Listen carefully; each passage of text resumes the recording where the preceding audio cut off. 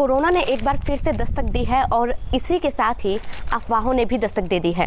कई जगह खबर ये आ रही है कि राजस्थान में 15 दिनों के लिए संपूर्ण लॉकडाउन लग गया है, तो कई जगह खबर ये आ रही है कि मास्क ना लगाने वालों को 10,000 रुपये तक का जुर्माना देना पड़ेगा। क्या है इन खबरों के पीछे की सच्चाई? कोरोना के कारण क्या कुछ बदलने वाला है? आपको सब कुछ सच सच बताने के लिए मैंने ये वीडियो बनाया है दोस्तों। तो फटाफट पेज को लाइक कर लें और यूट्यूब चैनल को सब्सक्राइब कर लें ताकि हम आगे बढ़ें और सारे नए बदलावों के बारे में जान सकें। दोस्तों, आज तारानगर के बाजार शाम 5 बजे ही बंद हो गए। ऐसा तारानगर में ही नहीं हुआ बल्कि पूरे राजस्थान में हुआ है। इसके अलावा जो नए नियम हैं वो कुछ इस तरह से हैं कि आज रात से कल सुबह 5 बजे तक कर्फ्यू लगा रहेगा, वो भी शनिवार सुबह तक, यानी कि 17 अप्रैल सुबह तक कर्फ्यू लगा रहेगा। और इसके बाद वीकेंड लॉकडाउन शुरू हो जाएगा। वीकेंड के 2 दिन होते हैं, सैटरडे और संडे, और दोनों दिन लॉकडाउन रहेगा, यानी कि रविवार रात तक बाजार बंद रहेंगे। इसके अलावा सभी सरकारी दफ्तर शाम 4 बजे ही बंद हो जाएंगे। किसी के भी अंतिम संस्कार में जाने के लिए 20 ही लोग शामिल हो सकेंगे, यानी कि पहले जैसे अंतिम संस्कार में लोगों के जाने की छूट मिल गई थी, अब वो फिर से खत्म हो गई है। राजस्थान में बोर्ड की 10वीं की और 12वीं की परीक्षाएं स्थगित कर दी गई है। दोस्तों, स्थगित की गई है, कैंसिल नहीं की गई। ये बाद में होंगी, कब होंगी वो सरकार बताएगी, क्योंकि अभी इसकी कोई आधिकारिक तिथि नहीं दी गई है। हालांकि 8वीं, 9वीं और 11वीं कक्षा के छात्रों के लिए अच्छी खबर ये है कि उन्हें अगली कक्षाओं में प्रमोट किया जाएगा, वो भी बिना पेपर। यानी इस बार इन क्लासेस के बच्चों के लिए मज़े बन गए, उन्हें पेपर नहीं देने होंगे और कोरोना की वजह से वो सीधे ही अगली क्लास में प्रमोट हो जाएंगे। अब बात करें रेस्टोरेंट्स की, तो रेस्टोरेंट्स और क्लब में सिर्फ आधे लोगों को आने की इजाज़त होगी। यानी पहले जैसे भीड़ भर जाया करती थी ना, वैसे नहीं। किसी रेस्टोरेंट में अगर 100 लोग बैठ सकते हैं तो वहाँ पर 50 ही लोगों को आने की अनुमति होगी।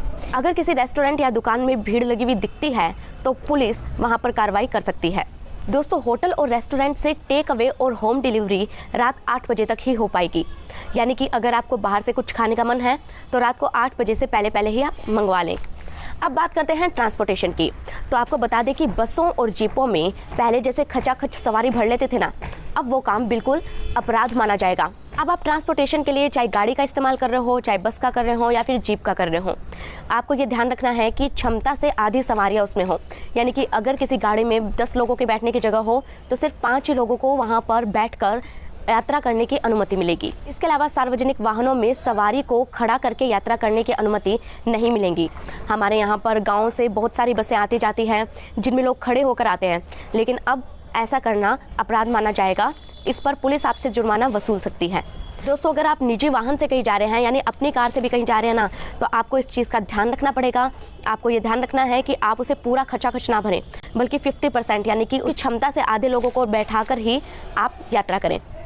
दोस्तों, आने वाले 15 दिनों तक सारे शैक्षणिक संस्थान, कोचिंग और लाइब्रेरी बंद रहेंगे। ब्याह शादी में केवल 50 लोगों के शामिल होने की अनुमति होगी। और अगर आपने ये सब बातें नहीं मानी और कोविड प्रोटोकॉल के उल्लंघन किए तो मैरिज गार्डन को ही सील कर दिया जाएगा। इसके अलावा जो करंट गाइडलाइंस आई है वो ये भी बताती है कि आप किसी भी तरह का कोई जुलूस या फिर कोई भी आयोजन, जिसे हम फंक्शन कहते हैं, वो नहीं कर सकते। अब वो चाहे धर्म से जुड़ा हुआ हो, चाहे आपके एंटरटेनमेंट से जुड़ा हुआ हो, चाहे खेल कूद से जुड़ा हुआ हो। हाँ, सरकार जो रैलियाँ कर रही है, हमारे नेता जो रैलियाँ कर रहे हैं, उनकी बात अलग है, उनके बारे में कुछ नहीं कहा जा सकता। अब बात करते हैं सिनेमा की, तो वो भी बंद रहेंगे। थिएटर, मनोरंजन पार्क, स्विमिंग पूल्स और जिम भी बंद रहेंगे।